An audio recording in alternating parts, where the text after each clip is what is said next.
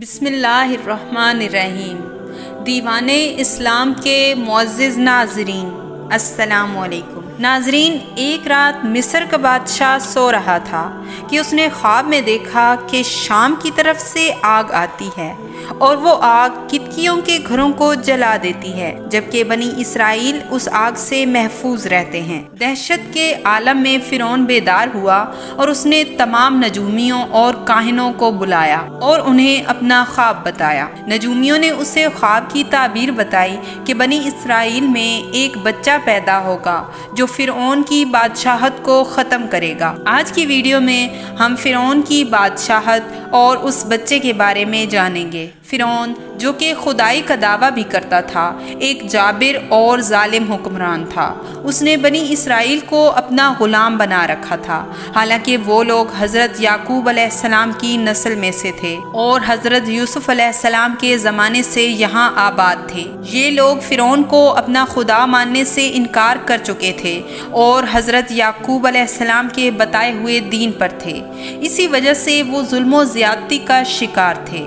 فرعون اپنے خواب کی تعبیر کے بارے میں فکر مند تھا، جبکہ بنی اسرائیل میں بھی یہی بات مشہور تھی کہ ایک بچہ فرعون کی بادشاہت کو ختم کرے گا۔ لہٰذا فرعون مزید فکر مند ہو گیا، اسی لیے اس نے ایک حکم جاری کیا جس کے مطابق بنی اسرائیل میں پیدا ہونے والے تمام لڑکوں کو قتل کر دیا جاتا تاکہ کوئی بھی نومولود لڑکا زندہ نہ بچ سکے۔ اس طرح بنی اسرائیل کے ہزاروں نومولود لڑکے ذبح کر دیے گئے۔ آخر کار کتکی سرداروں نے فرعون سے کہا کہ اس طرح اگلے چند سالوں میں ہمارے خدمت گار ختم ہو جائیں گے۔ اس پر فرعون نے حکم دیا کہ 1 سال چھوڑ کر بچے قتل کیے جائیں۔ ان دنوں حضرت موسیٰ علیہ السلام کی والدہ کے حمل کے ابتدائی دن چل رہے تھے۔ اللہ نے ان کی حفاظت ایسے کی کہ عام ظاہر ہونے والے آثار ان پر ظاہر نہ ہوئے، جس کی وجہ سے وہ فرعون کی چھوڑی ہوئی دائیوں کی نظر سے محفوظ رہیں۔ انہوں نے اس بات کو چھپائے رکھا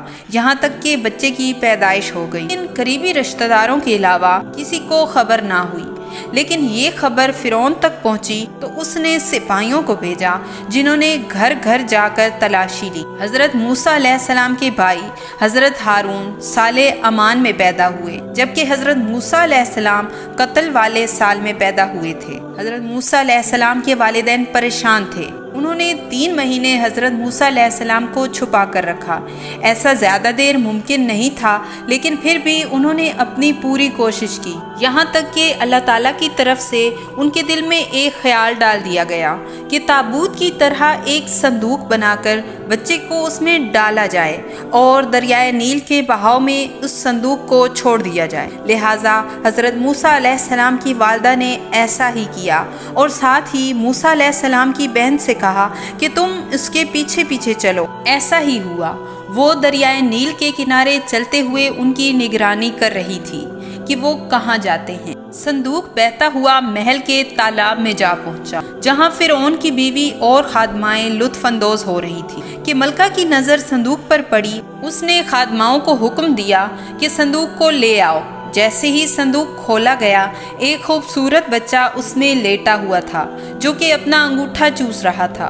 ملکہ کی آنکھوں میں ممتا اتر آئی۔ اس نے پیار اور شفقت سے بچے کو اپنی گود میں لیا۔ ملکہ نے ارادہ کیا کہ اس بچے کو اپنا بیٹا بنا کر پالا جائے۔ کسی نے یہ خدشہ بھی ظاہر کیا کہ کہیں یہ بچہ بادشاہت کو ختم کرنے کا سبب نہ بنے۔ فرعون کے دل میں بھی یہی خیال آیا کہ یہ بنی اسرائیل کا وہی بچہ نہ ہو، جس پر ملکہ نے کہا کہ یہ ہماری آنکھوں کی ٹھنڈک بھی تو ہو سکتا ہے۔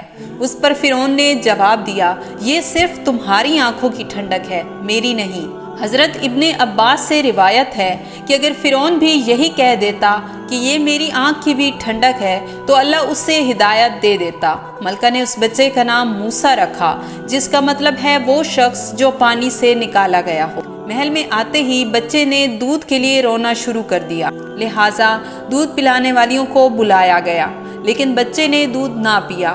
موسیٰ علیہ السلام کی بہن دور کھڑی یہ سارا منظر دیکھ رہی تھی۔ اس نے کہا کہ میں تمہیں ایک ایسا گھر بتاتی ہوں جو اس بچے کی پرورش کرے اور اس کا خیر خواہ ہو۔ وہ ایک غریب گھرانہ ہے۔ جب انہیں معلوم ہوگا کہ یہ بچہ فرعون کے گھر سے آیا ہے تو انہیں انعام کی بھی امید رہے گی۔ اس گھر کی خاتون نیک سیرت ہے، وہ اس بچے کو بخوشی دودھ پلائے گی۔ فرعون کی بیوی راضی ہو گئی، لہٰذا موسیٰ علیہ السلام کی بہن انہیں گھر لے کر آئی اور حضرت موسیٰ علیہ السلام کی والدہ نے انہیں دودھ پلایا۔ اس طرح حضرت موسیٰ علیہ السلام کی والدہ کا بہت احترام ہونے لگ گیا، کیونکہ حضرت موسیٰ علیہ السلام نے ان کے علاوہ کسی کا دودھ نہ پیا تھا۔ یوں حضرت موسیٰ علیہ السلام نے فرعون کے محل میں پرورش پائی اور جوان ہوئے۔ اللہ نے آپ کو نبوت سے نوازا، آپ نے بنی اسرائیل کو فرعون سے نجات دلائی اور مصر سے نکل گئے۔ فرعون بنی اسرائیل کو ختم کرنے کے لیے ان کے پیچھے ایک لشکر لے کر نکلا۔ جب بنی اسرائیل بحر احمر کے قریب پہنچے تو اللہ نے دریا کے بیچ سے ان کو راستہ دیا۔ فرعون کے خواب کی تعبیر پوری ہونے والی تھی۔ اس طرح بنی اسرائیل سمندر کے پار چلے گئے، لیکن جب فرعون اس راستے سے گزرنے لگا تو لشکر سمیت اس میں غرق ہو گیا۔ امید ہے ویڈیو آپ کو پسند آئی ہوگی۔ پسند آئی ہے تو اسے لائک، چینل کو سبسکرائب اور شیئر ضرور کیجیے گا۔ اس کے ساتھ ہی مجھے دیجیے اجازت۔ اللہ آپ کا حامی و ناصر ہو۔